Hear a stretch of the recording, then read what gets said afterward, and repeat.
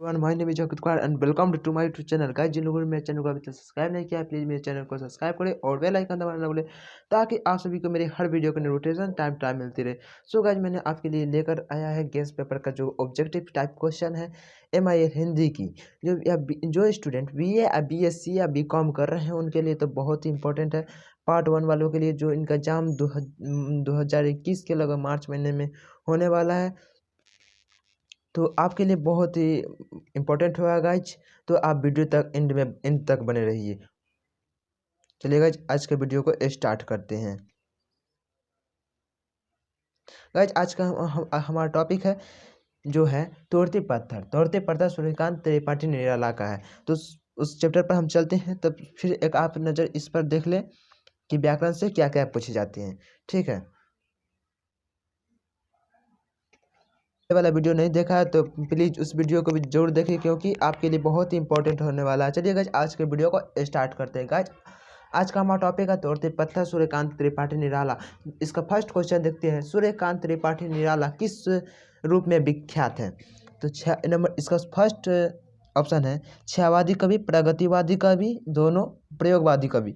इसका जो correct answer होगा गाइज और दोनों होगा, छायावादी कवि और प्रगतिवादी कवि। नंबर सी इसका करेक्ट आंसर होगा, दोनों। ठीक है गाइज, इसका दोनों होगा सी। नेक्स्ट क्वेश्चन है सूर्यकांत त्रिपाठी निराला का जन्म कहाँ हुआ था? सूर्यकांत त्रिपाठी निराला का जन्म कहाँ हुआ था? बिहार में, उत्तर प्रदेश में, बंगाल में, उड़ीसा में। इसका जो करेक्ट आंसर होगा सी, बंगाल में हुआ था, सी बंगाल में। ठीक है, आज का हमारा नेक्स्ट क्वेश्चन है सूर्यकांत त्रिपाठी निराला का जन्म कब हुआ था? तो इस ऑप्शन है 1800 ईस्वी में, 1850 ईस्वी में, 1860 ईस्वी में, 1887 ईस्वी में। इसका करेक्ट आंसर होगा डी, 1887 ईस्वी में, 1887 ईस्वी में। सूर्यकांत त्रिपाठी निराला की प्रारंभिक शिक्षा कहाँ हुई थी? बंगाल में, बिहार में, उड़ीसा में, असम में।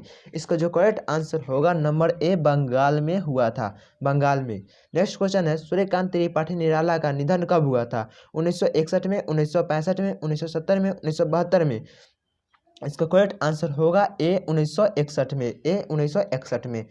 तो गाइज, मैं आपको रिपीट इसलिए करा दे रहा हूँ ताकि आपको कंठस्थ हो जाए, क्योंकि 50 क्वेश्चन पूछे जाते हैं जिसका 100 मार्क्स दिया जाता है।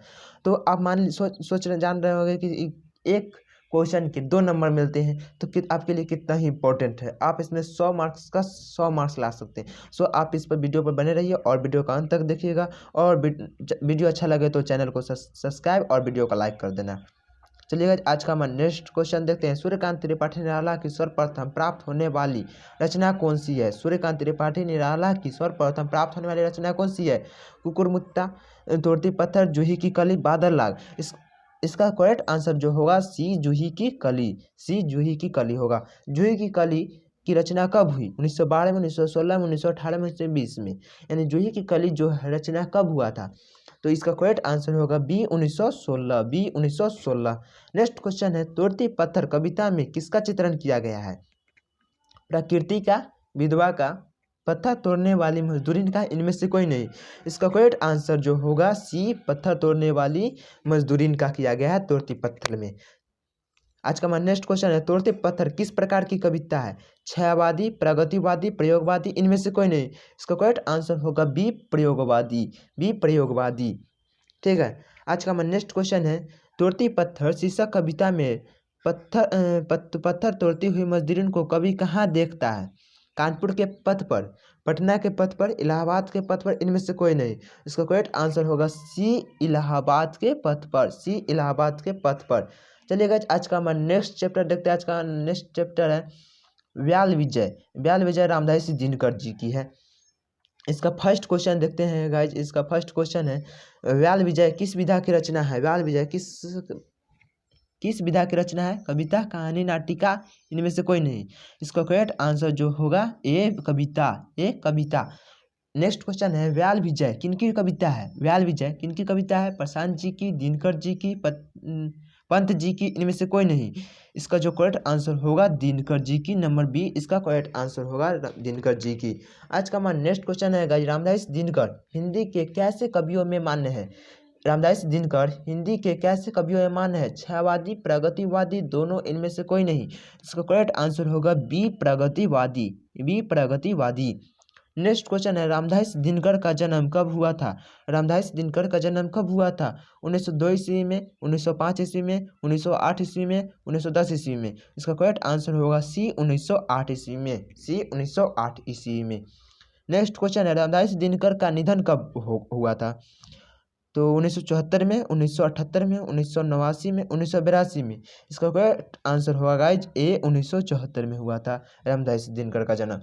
तो आपको इनका जन्म से लेकर मृत्यु तक आपको सभी चीज याद रखने होंगे, ठीक है गाइज। आज का हमारा नेक्स्ट क्वेश्चन है रामधास दिनकर किस काव्य पद्धति के वारिस जाने जाते हैं। जो रामधास दिनकर है किस पद्धति के वारिस जाने जाते हैं। द्विवेदीन युग की, छायावादी युग की, दोनों प्रयोगवादी। इसका करेक्ट आंसर होगा बी छायावादी। जो रामधास दिनकर है छायावादी युग के वारिस जाने जाते हैं। आज का हमारा नेक्स्ट क्वेश्चन है रामधास दिनकर के प्रथम 3 काव्य संग्रह है। रेणुका, हुकार और रसवंती, हुकार, सामधेनी और नीलकुसुम, रसमर्थी, उर्वशी और कुरुक्षेत्र। इनमें से कोई नहीं। इसका करेक्ट आंसर होगा ए रेणुका, हुकार और रसवंती। रेणुका, हुकार और रसवंती। आज का हमारा नेक्स्ट क्वेश्चन है रामधास दिनकर की गद्य कृति है नीलकुसुम, सामधेनी, उर्वशी। इनमें संस्कृति के 4 अध्याय। इसका करेक्ट आंसर होगा नंबर डी संस्कृति के 4 अध्याय, डी संस्कृति के 4 अध्याय। आज का हमारा नेक्स्ट क्वेश्चन है गाइस व्याल विजय शीर्षक कविता किस महत्व वर्णित हुआ है। इसका ऑप्शन है सत्य का, नाद का, दोनों, इनमें से कोई नहीं। इसका करेक्ट आंसर होगा नाद का, बी करेक्ट आंसर होगा नाद का। आज का हमारा नेक्स्ट क्वेश्चन है व्याल विजय शीर्षक कविता में किसको ललकारा गया है। व्याल विजय शीर्षक कविता में किसको ललकारा गया है। युवाओं को, वटवृक्षों को, विषाक्त युग को, इनमें से कोई नहीं। इसका करेक्ट आंसर होगा सी विषाक्त युग को, सी विषाक्त युग को। चलिए गाइज आज का हमारा नेक्स्ट टॉपिक देखते हैं। आज का हमारा नेक्स्ट चैप्टर है गाइज माता यशोदा। माता यशोदा अध्याय सी उपाध्यक्ष जिनके राइटर है अध्याय सी उपाध्यक्ष हरिऔध।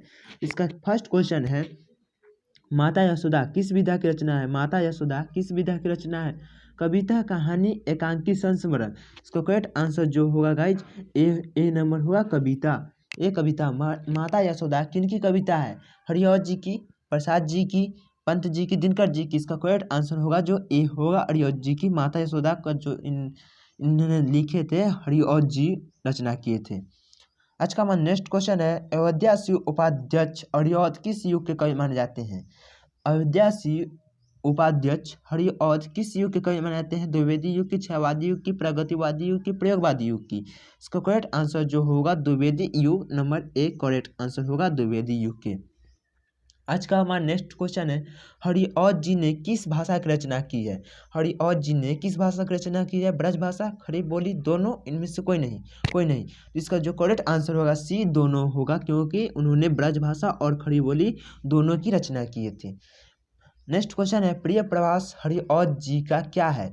प्रिय प्रवास हरिऔध जी का क्या है। महाकाव्य है, नाटक है, उपन्यास है, एकांकी है। इसका करेक्ट आंसर होगा महाकाव्य, नंबर ए इसका करेक्ट आंसर होगा महाकाव्य।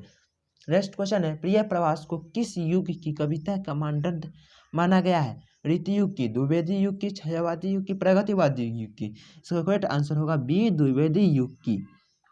आज का हमारा नेक्स्ट क्वेश्चन